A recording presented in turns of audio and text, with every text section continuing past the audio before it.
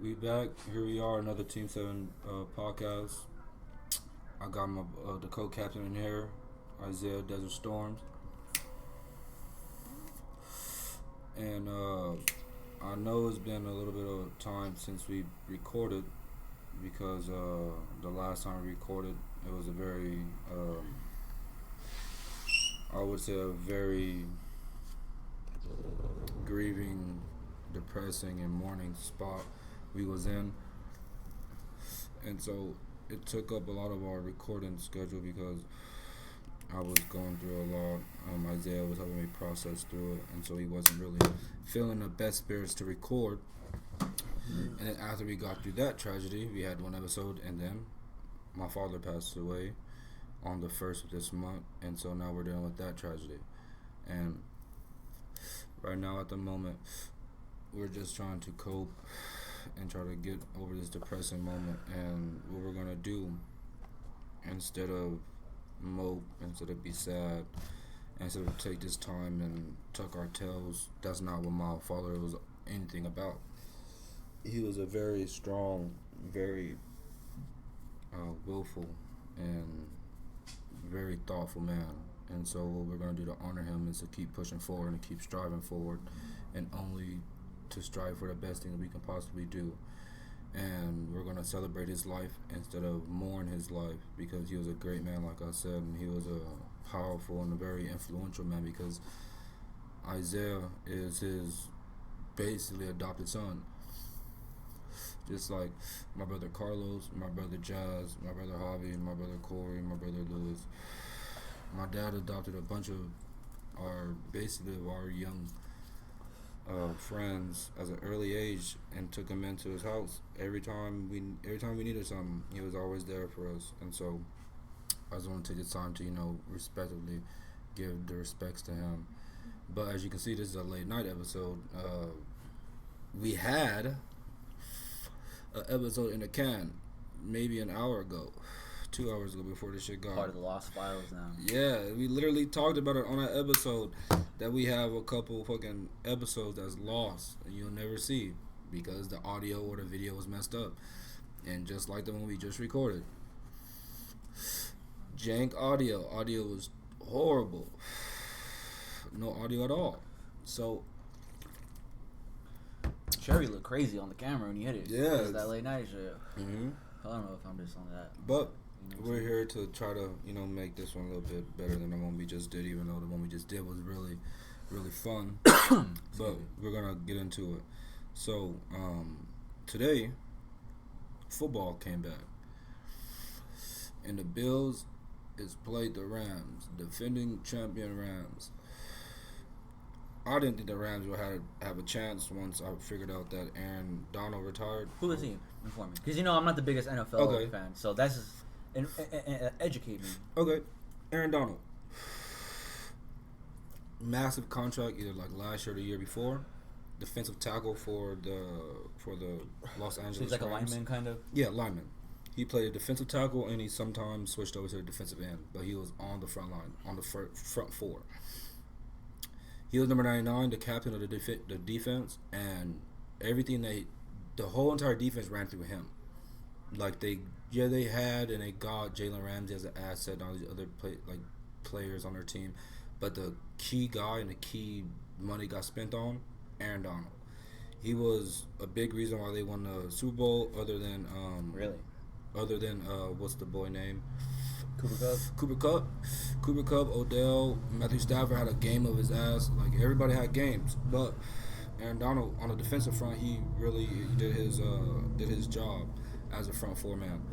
But he informed the league, I think it was over the off season, he informed that he was going to retire, and everybody thought it was a publicity stunt, just like how Tom Brady did.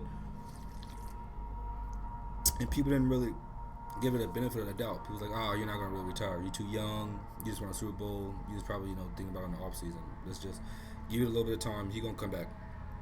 But no, if I'm correct, I don't believe he suited up. I'm pretty sure he retired.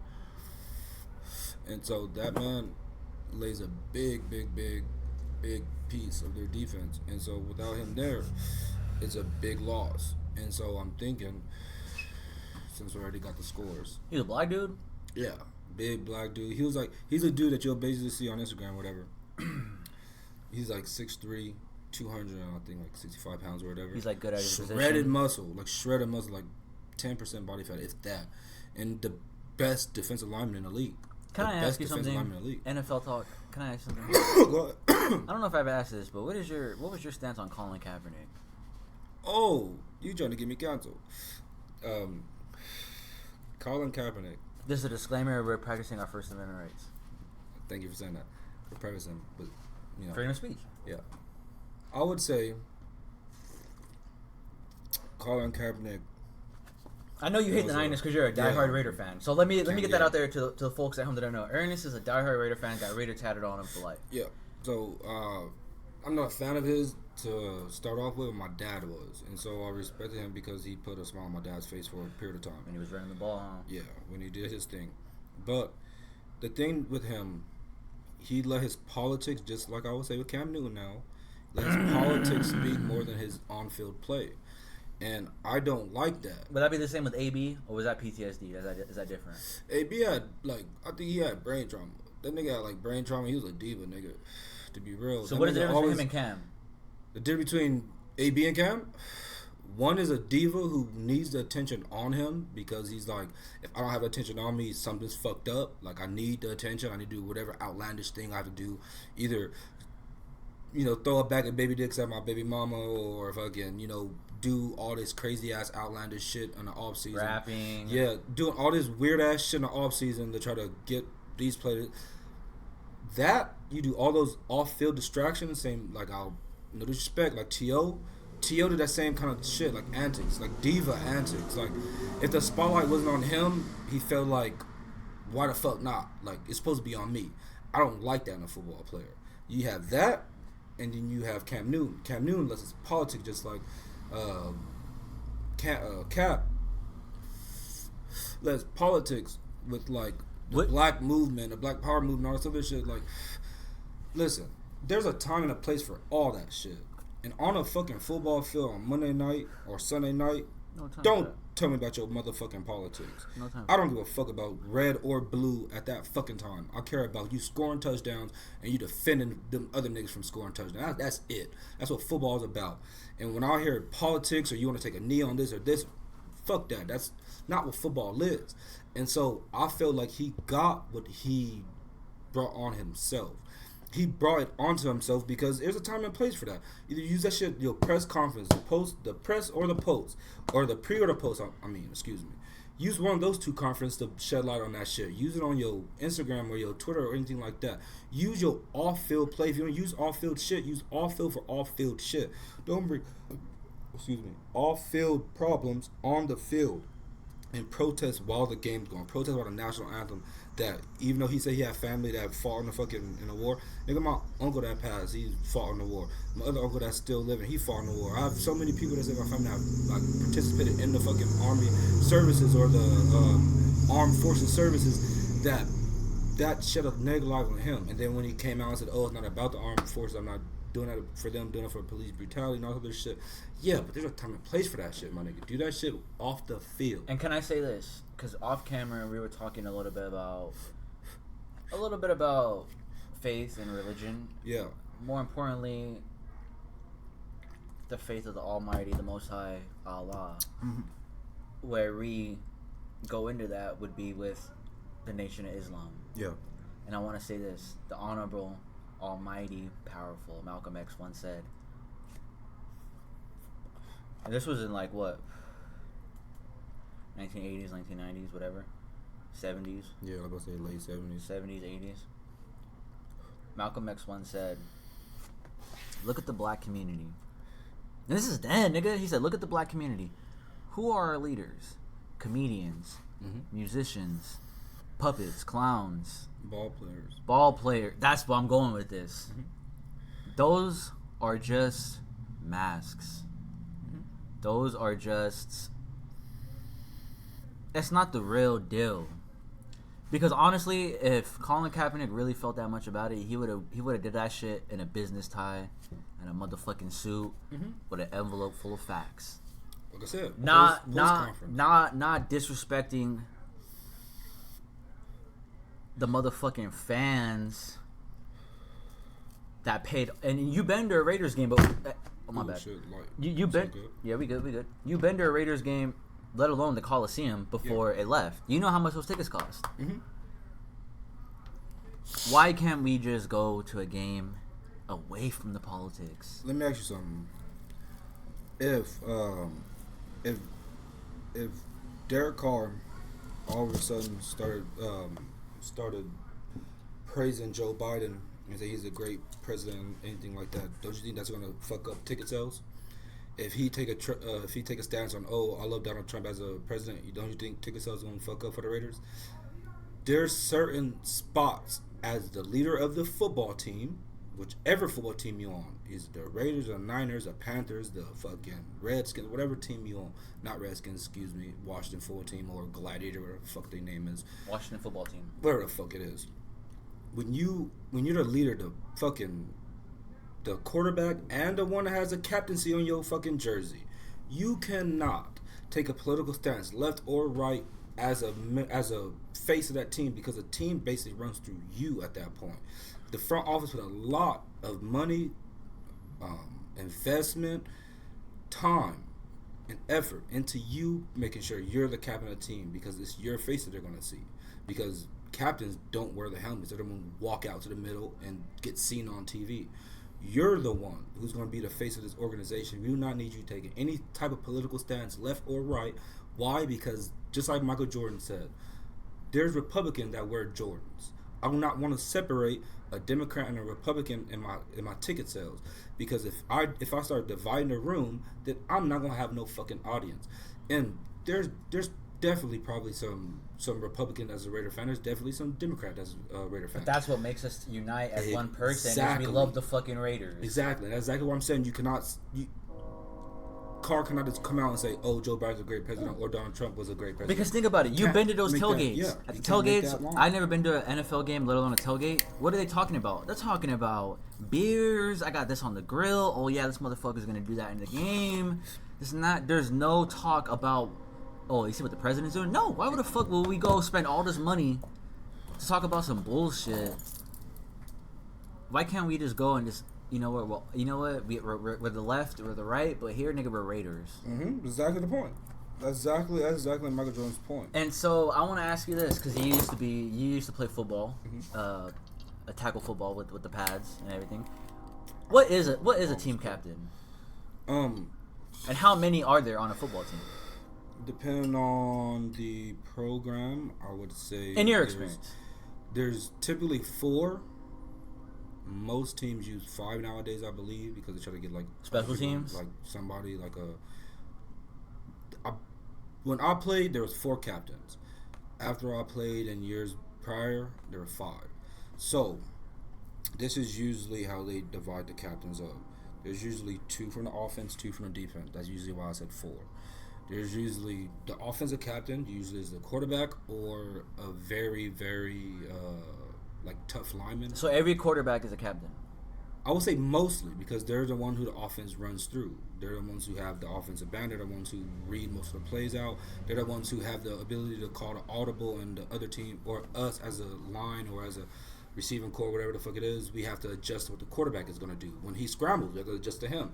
So when it comes to the quarterback position, if you're a very good quarterback, most teams try to have a good quarterback, you want them as your captain. You want them as your leader.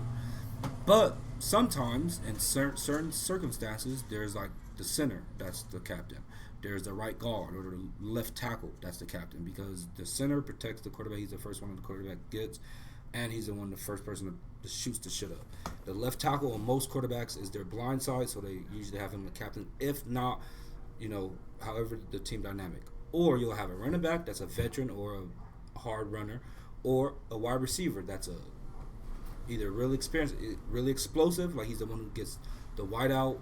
He always catches deep balls, difficult balls.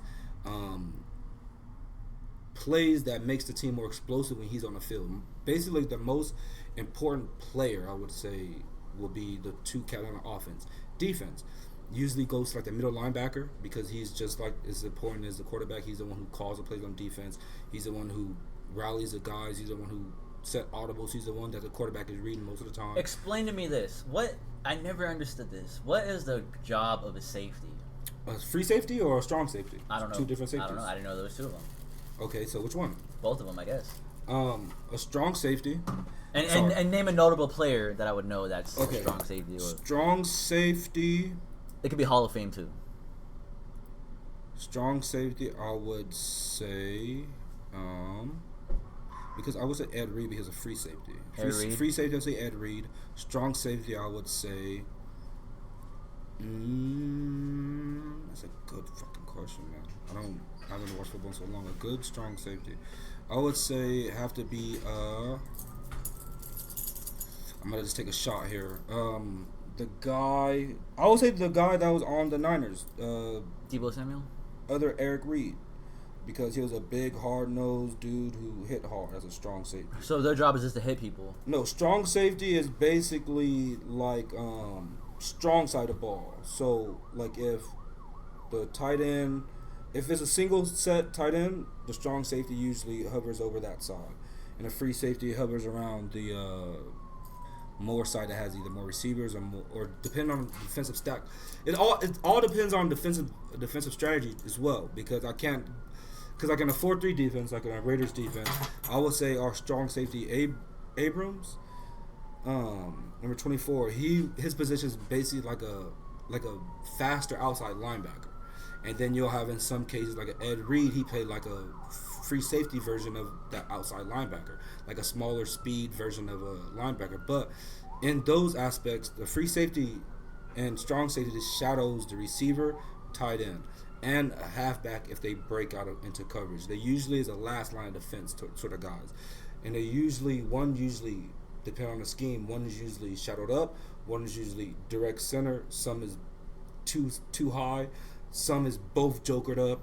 So it's all defensive schemes. Depending on the scheme you have and the scheme you're running as a defense, you want your free safety and strong safety to kind of mirror the offense. In their strongest suit, you want your defense to mirror exactly the same on the defensive side, but even stronger because you want the faster person to the ball. And so at some instances in some teams, you have your free safety that's faster to the ball than your strong safety. Some teams you have strong safety closer to the ball. So who the fuck was Charles Woodson, respectfully? And what position did he play? Because I know he was Hall of Fame, right? Yeah, at that time, damn, my bong is clogged. Oh. That's always I was trying to fucking declog it without fucking making a stink. But he played defensive back, so he played as corner sometimes, where he shadowed the receiver, and sometimes he played as free safety. That ain't gonna work. Nah. This is what we're gonna do. We're gonna take a break real quick, and we'll be right back. We back. We got the technical difficulties out.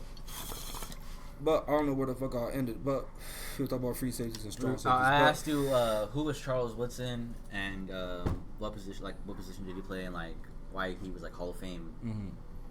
Because he was like an old head, wasn't he? At the end, yeah, when he came back to us. How old was he? I think he was 39 at his end of his career. 39, close to 40, I believe. His strongest position, I would say, was when he was at corner. And I would say... And that's like Shermhead, right? Yeah, like Shermhead.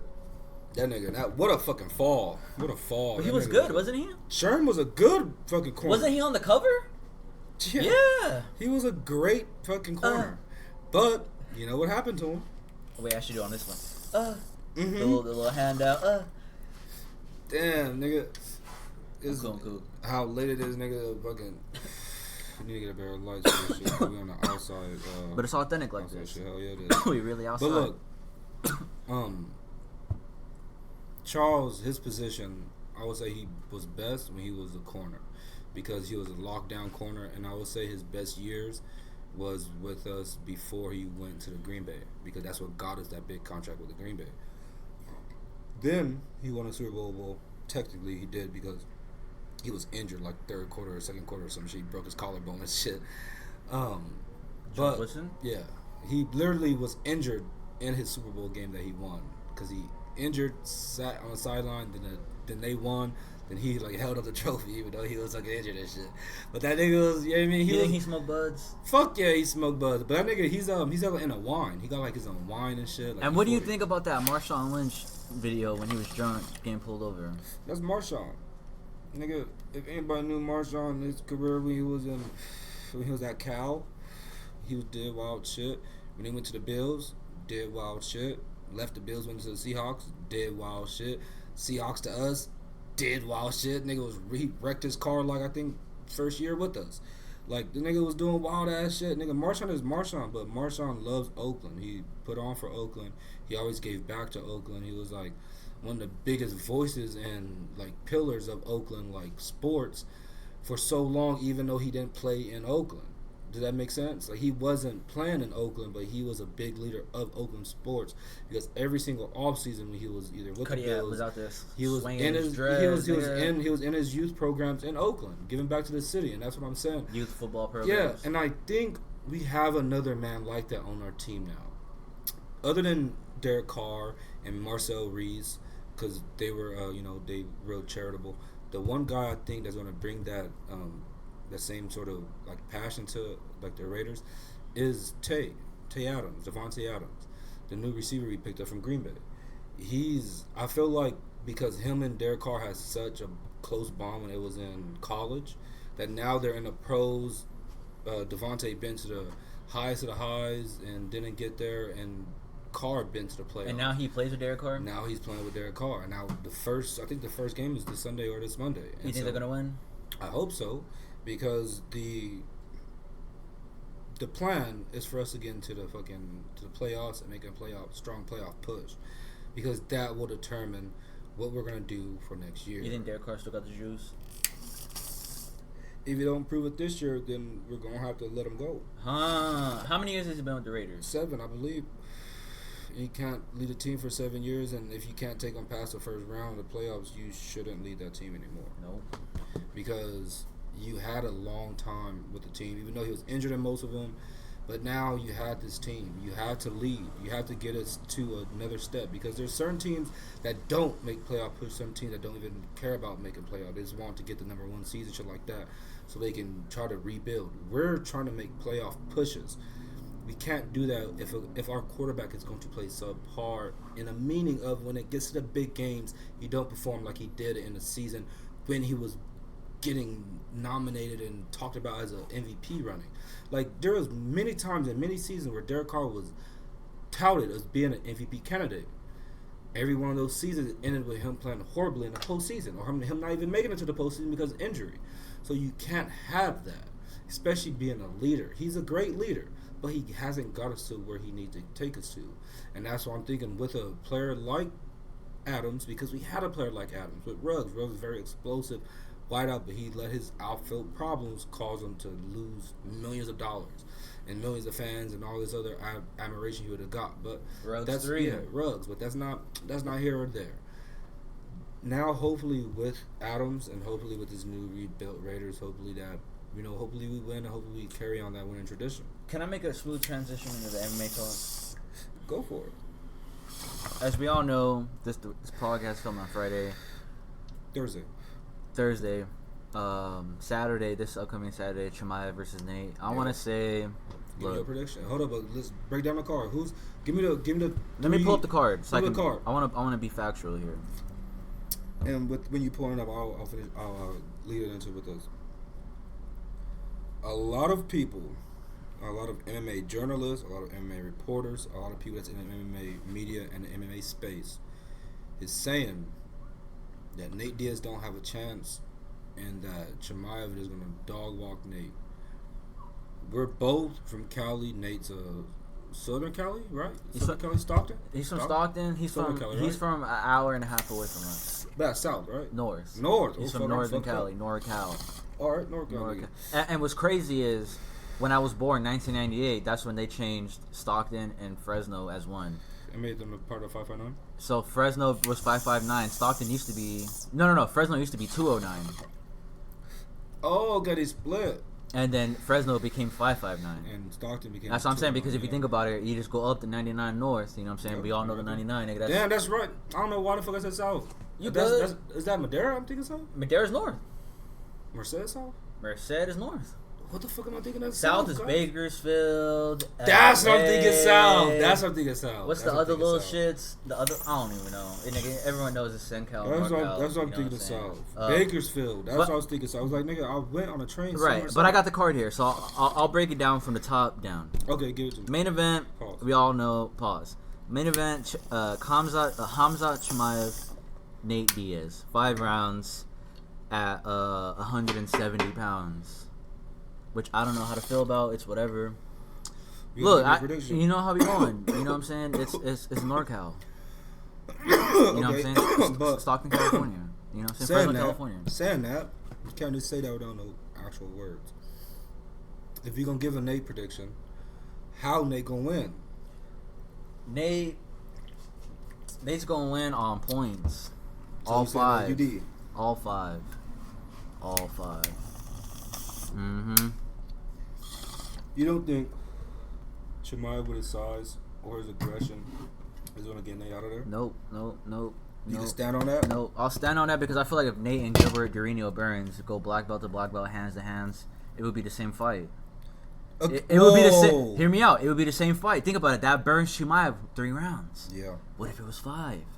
I could see Burns winning that. That's why me and you, real fans, we're so happy that this is gonna be a 5 round. Yeah. There's not gonna be any. There's not gonna be, and that's the thing. As we all know, the Diaz brothers, they turn on late in the third. Like late third. Yeah. And and where is it at? Is it in Vegas? Yeah, Vegas. So we ain't tripping on the cuts. But hold on, nigga. Hold on.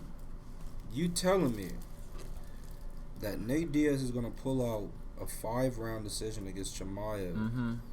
And Chimaev went 3 hard ass rounds with Durinho. Yeah, because I think Leon Edwards would sleep Chimaev on the feet.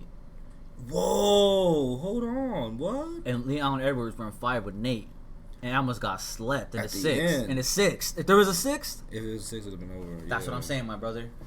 But and we all know this, so hear me out. You gotta respect. You get think about it. Me and him. Yeah, and I'll say this. Right, KC's been an MMA fan longer than me, but I'll say this. I'll stand on my 10 toes. That's just because of wrestling. That's just because of wrestling, bro. I'll stand on my 10 toes. Like, big wrestling organization. Facts. To be real, UFC. Damn, lights fucking up. The UFC was brought, honestly, on our 2 specialties. Your specialty is jiu-jitsu. My specialty is wrestling. What was the biggest fight in UFC history before it all became Conor McGregor and Ronda Rousey and Brock Lesnar? Royce Gracie, Ken Shamrock, a wrestler, a jiu-jitsu fighter, a guy that's jacked out on steroids. GSP, Matt Hughes, both. Exactly, a wrestler against a jiu-jitsu fighter, a basic karate fighter, but that nigga, GSP, fuck, that nigga GSP could wrestle. But GSP was a fuck. He and turned that's why himself into a wrestler, MMA wrestler. He's one of my biggest inspirations because GSP never wrestled academically. Yeah, but he turned to a great MMA wrestler. And think about it, no one wanted to fight GSP because of what? The wrestling. He was the first guy, and this is like Kamaru Usman. Facts. Yeah. He was the first guy that basically like Tyron Woodley before Kamaru Usman. And I think that's the welterweight curse. It's too much size and too much technique still there. Mm-hmm. I feel like it creates a lot of you know what I'm saying? Like if some guys at the top, it's gonna be hard to take them out. And that's what I'm saying, dog. And I know they say MMA math doesn't work, but this isn't MMA math. This is just real MMA fans sticking to the fighters they support and watching their careers. You know what I'm saying? This is the thing. This is the thing I'm trying to understand. MMA math don't work. It don't. But you have a young wrestler. Damn. Let me put a little bit into it. Pause. Here you go. A young wrestler against an aging jiu-jitsu fighter. That does not end well with the jiu-jitsu fighter for me, because the young wrestler, not only does the young wrestler possesses not traditional wrestling that Nate has seen. Nate never fought a Dagestanian. Nate's never fought a Chechen. Nate's never fought this type of wrestling that's not folk style regular American wrestling. This type of wrestling this nigga gonna bring is some shit that Nate's never even prepared for. My brother. He probably has training partners that can help him. Is Leon Rocky Edwards the same grappler as Kamaru from Nebraska University? wrestler. No, that nigga don't. So it doesn't matter. Grappling. It don't England matter about the grapple. wrestling, my nigga. It don't matter. England about the can't wrestling. grapple. And that's the thing. England don't wrestle. And that's the thing. Hear me out. Respectfully, I ain't even trying to go off, but respectfully, I gotta say this. Because I'm in those boards. I know you don't do the social medias. Respect. Salute. And that's what I'm saying. All due respect. Because I know you don't do the social medias. But for me, you know, I be on the social media. I be in the comment section.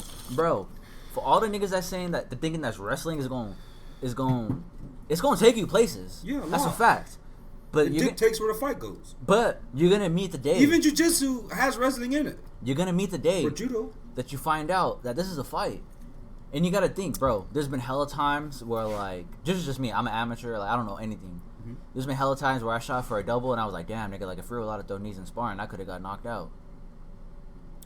Or think about it. How many times do we see clinch work? You stuff. You get him in the clinch, bro. We're seeing so many more elbow knockouts from the clinch. That's all I'm trying to say, my brother. But this is my counter to that. A real wrestler or a graduated wrestler will know what position he can and cannot shoot from. Because, I'll put it like this. I think Nate's been shot Did on. Khabib ever shoot 10 feet out? No. Because that's not fucking successful. Yes. He did, but he get against lesser opposition. And opposition. he's made those. Yeah, because lesser opposition, he knows he can bully them. But Khamzat Chimaev is not Khabib Nurmagomedov. Listen, and I'm going to say this on wax. Go ahead. He's not even Islam. Nigga, let me tell you this. Let me tell you this though. Sweden. But let me tell you this. He's with Darren Till. He's not an AKA San Jose. But his Chechen background is way deeper now, than this fucking shit. If Nate Diaz tells me he's fighting someone he's fighting Islam from AKA Leandro Islam? Leandro Vieira, who's teaching him jiu-jitsu, and he got DC and all them niggas teaching him wrestling, then I'll be scared. Mm-hmm. Okay? Because we've seen the results. But what's the results that Hamza has proven so far? Took down every knockouts, and drowning pressure from his Darce choke, and what was the other one? His mount was it like a rear naked? No, his submissions in the UFC. It was a Darce choke. His submission was the Darce, and I believe was rear naked choke against Li Jingliang. But you forget his first two fights. Takedown, smother pressure. Takedown, smother pressure. You don't think Nate's not going to throw up a sneaky triangle or something? Nick, this is what I'm trying to get you to understand. Fuck, that doesn't matter. You're telling me if Hamza got his back standing, he wouldn't be able to get a basic Kimura grip and reverse it? Hell, Nate, bruh, that's like Hamza? That's like day one shit they teach you at white belt. Okay, but let me ask you something. That's like basic self defense. You tell me Nate Gracie black belt, Caesar Gracie. Okay, pick it up for me real quick. My bad, bro. Let me ask you something. Ask me.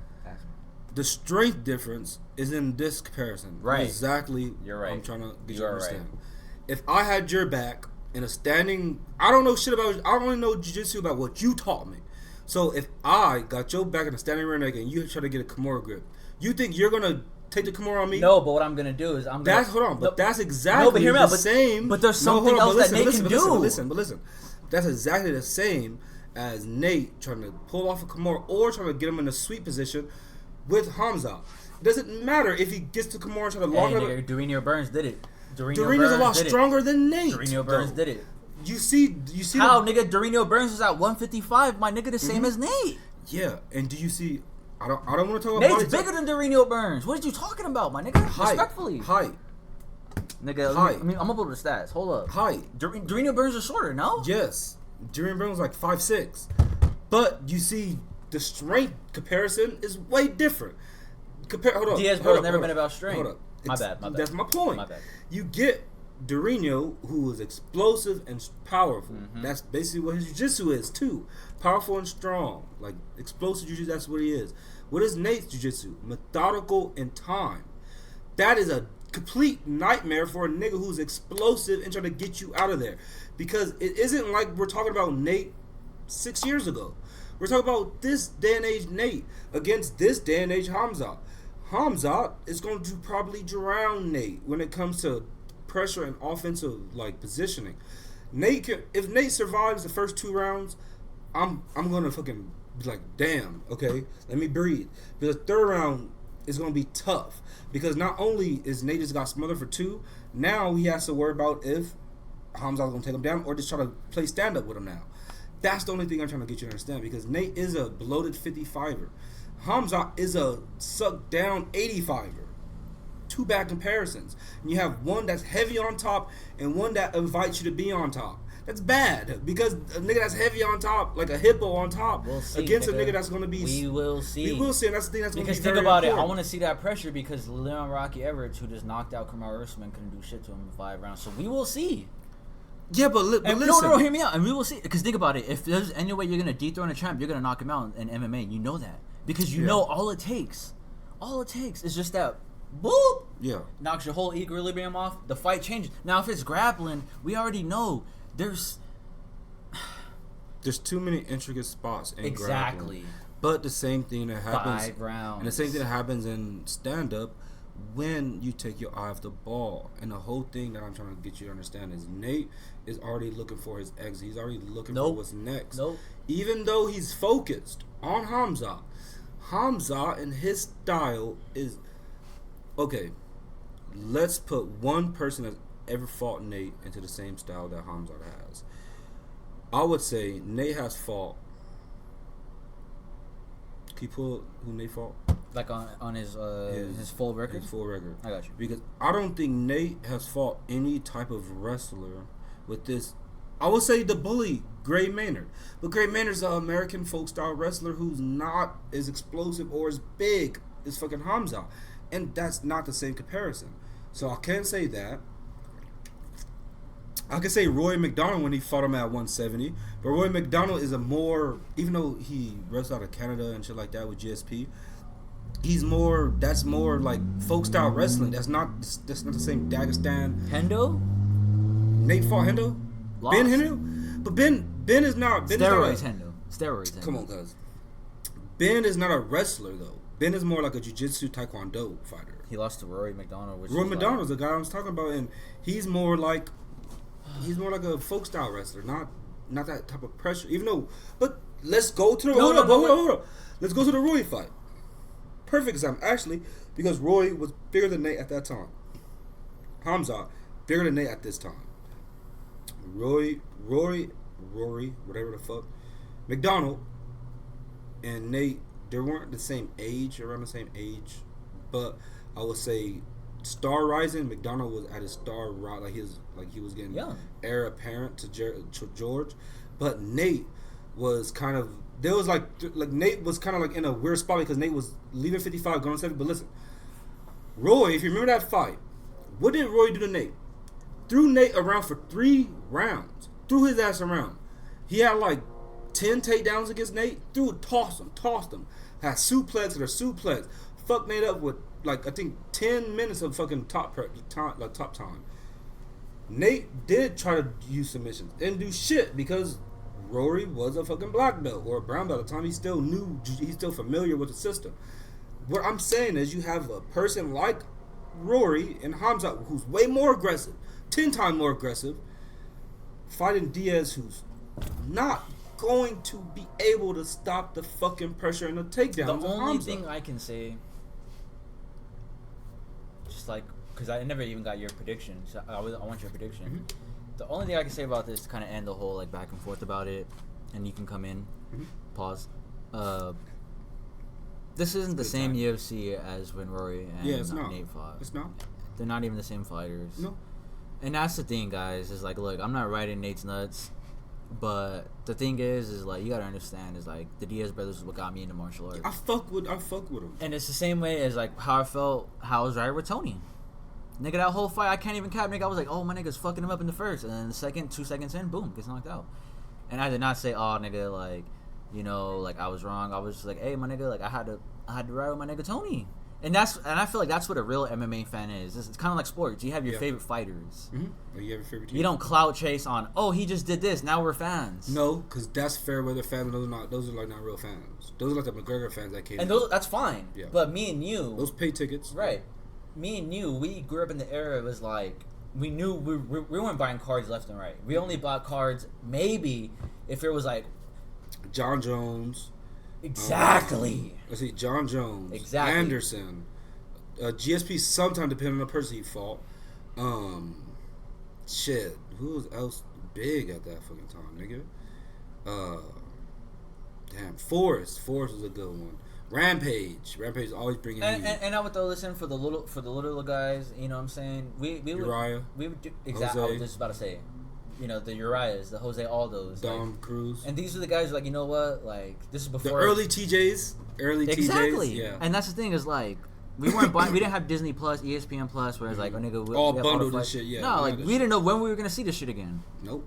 You know what I'm saying? Like, You gotta just pay attention, nigga. exactly. I'm like, okay, we're gonna buy the pay per view. Everyone's gonna come over, and it's gonna be lit. And that's what I'm saying, bro. Barbecue Like, or some shit.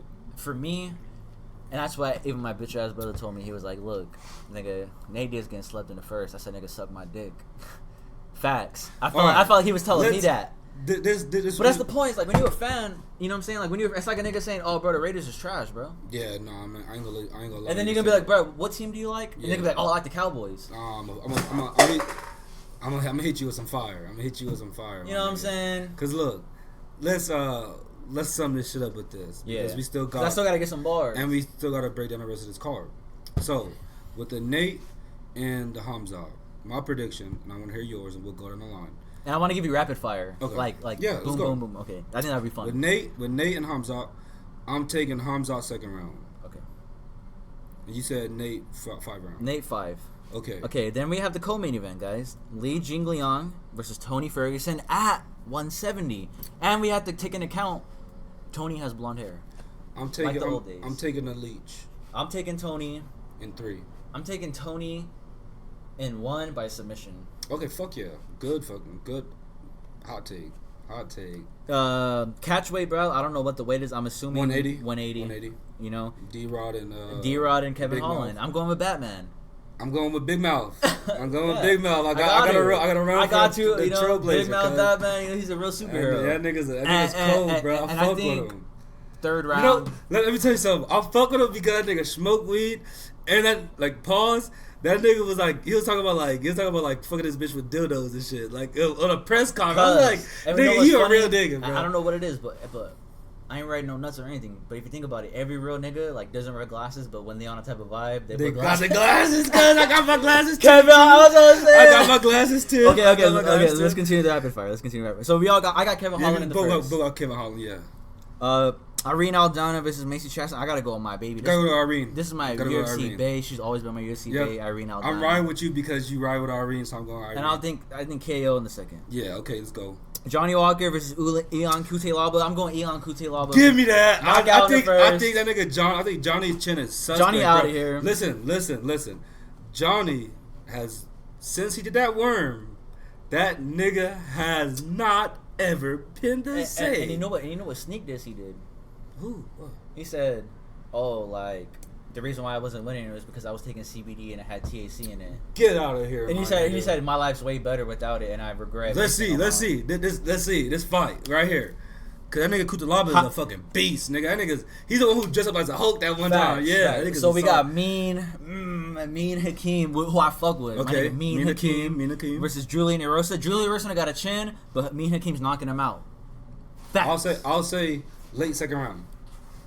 I'll even say the first. Mean Hakeem, think about it. He's coming off that loss. Yeah. Mean Hakeem is no joke, bro. But I think that's why he's gonna be a little bit more technical in the first and like try to drive that's late a good second. That's a good analysis. Late second. That's a good. I didn't think about that. Yeah, think about it, bro. You gotta be trying to make even though he just got you with his with a loss. You probably either gunshot or just want to be just technical and be smart. Mm-hmm. And then second round you feeling the shit. You already been in the fight. It's time to throw down. And in it, like late second, like 2 minutes left, I think he's gonna probably catch him. I don't know who these guys are. Like I said, I'm a real MMA fan. I'm not gonna cap when I say I know a person. Jalin Almeida versus Anton Tukaj. For me, I know Tukaj. Yeah, I'm just gonna go with the Brazilian because I'm gonna feel like he knows a little bit of like nasty, like Muay Thai and Jiu-Jitsu. I don't know. It's a catch weight too. I'm gonna say, I'll have to say Tukaj just because he's the only guy I know his name. Because his name was always like Tukaj. What the fuck kind of name is that? It's crazy. Next up, 185, Dennis Tulin versus Jamie Pickett. I got my man Jamie Pickett. Yeah, got Pickett. You know what I'm saying? We got to go with Melanin. Yeah, got Pickett. I can't call that one. I don't really know him, but I got Pickett. That's the end of it? Nah, this is the one kicking off the main card. This is a banger. They knew what they were doing. Jay Collier versus Chris Barnett, the nigga who did the backflip. Yeah, the big nigga. He got a head kick KO on Jan Vellante. Yeah, he got a spinning back kick. Yeah, I'm going with him. Vellante, that nigga started his career at heavyweight, like a small heavyweight, like 220. Went to light heavyweight and then went back to heavyweight because he just got undisciplined and got knocked out. So I'm gonna say my boy Willis. I think he's gonna get another crazy KO too. Yeah, and I think he'll do something wild as fuck. I think he could be like the new like Derek Lewis. Like he'll be saying some wild shit or do some wild shit. You want to do prelims too? Yeah, go ahead. Let's get it. Prelims, the headliner is Norma Dumont versus Danielle Wolf. I don't know any of these young ladies. I'm gonna say Wolf. I'm gonna go Wolf too because she's American. Yep. I can't call it. Only reason I'm saying Wolf because I like her last name. Right. Chad Allinger versus Alton. I can't even say his name. Gailey. Sheesh. I'm gonna go with the Chinese dude. Let's go. Let's ride with Chinese. You know what I'm saying? Because Yang Wei Li. Let's go with him. They got. And hold up, nigga, that fight, bro. I got Yang. I got Wei Li. And we both have the same reaction at the same time. Bro, Wei Li. That's gonna be a fucking. That's gonna be a good that fight. belt gonna change. I think Rose gonna take that shit again, bro. My girl Rose. I don't mean to sound misogynistic on a pod. You know we on that tape, but Melissa Martinez, Ellis Reed. I'm going with Melissa because she a baddie. I'm gonna have to go with you. Yeah. To be real, yeah. I'm gonna go with her. Darian Weeks versus Johan Lanlise. I'm gonna go with Darian Weeks just because my nigga look crazy with the mohawk now. He kind of look like. I'm gonna tell you right now, he's remind me of Kevin Lee, and that's why I'm not gonna go with him. You feel me? Like Kevin Lee, I feel like Kevin Lee had a bad rap when he was copying Conor McGregor when he had that fucking like the shirt, the glasses, the headband, and shit when he punched fucking Chiesa. I feel like that was when Kevin Lee was in his bag, my nigga. Then he got that head tattoo and started fucking off. That nigga was weird. But that's the prediction of the 279, right? Yes, sir. 279. Damn. Good to run it through. Let's end it off with your with the freestyle, bro. Let's close it out. This is a good ass ep, bro. I'm happy to get back into it. Alright, look at this Desert Storms. And what I'm gonna call this track? What should I call this track? It ain't got a name. Help me out. You know what I'm saying? Cause you the co. You know what I'm saying? You the co-pilot. What should I name this track? You already heard the bars. All we need is the beat. But what's the track name? What you think? I was thinking some shit like The First Arrival or some shit. You know what I'm saying? Like some God Body shit or something. Like, what you think? I want your input. Well, God Body. God Body. Fuck it, Yeah, that was a tip we on the fucking on. And that's the next ep tomorrow. Yeah, Yep. That's the next ep. So this song's called next week's ep. Next week. Next week's ep. That's the next week's ep. It's God Body, Gutty. Alright. Let's go. So this song is called God Body. Is by Desert Storms. You know what I'm saying? I'm just looking for the beat. If you got a beat, let me know. That's not copyrighted. Yeah, you ain't trying to get flagged. Alright, check it. Me and Los in the interrogation room. We took a Rosa Parks stance. Malcolm X to Marcus Garvey. Fuck it, it's God's plan. And when I hop up in the booth, all you hear is pure facts. Pull up to your crib real late at night with them hazmats. Money and jewels is all a nigga crave. You pussy niggas think you Tony out here pushing that bass. And I turn into a real demon when it's dark out. Cause when you see me in the back seat, you know that it's go time. And I'm just a young nigga out here stuck on the front line. My OG with me, and he a fucking two-time. And the way I took his shoes from him, you would've thought it was a shoe shine. And yo, my nigga Ernest here, real quick from back in the days. Every day I'm losing loved ones, yo, and all I see is snakes. And I don't know how much longer I'm gonna duck from the jakes. Smoking all this weed, just trying to duck from the pain. Yeah. Hey, yo. And when I'm on the gun, I'm like Klay Thompson at the wing spot. Ernest called me on the phone. He want me to rip the re-rock. And the streets don't love you, and that's why I never loved them back. And my daddy told me never leave a house without my strap. And my man Hakeem, he got killed over his bread fours. Now every time I step outside the house, yo, all I see is war. And if it's a rat in your camp, you know you gotta control the pests. And you can set a trap with the cheese and let it do the rest. I'm having pulling cravings and sending this 4-4 straight to your best. And you can put me in the booth with any MC, you gon' see who the best. And yo, my style is ultra magnetic, but the water is alkaline. And I'm praying 5 times a day, I mix the sea moss and garlic. And yo, that's where the doctor said be, I'ma spread the word on the source. And when you get to the mic, you quick to stun and floss. And yo, your rhymes is terry cloth, yo, my shit is the ether. And you can keep your bitch away from me, yo, cause I'm prone to freaker. And when your lights go out, they don't turn back on. Play your mama, got you wearing sing psalms. True to the game, yo, I'm speaking math, word is bond. And yo, that's it. And that's God Body. And that's a wrap to this podcast. That is a wrap. That was a good episode. That was.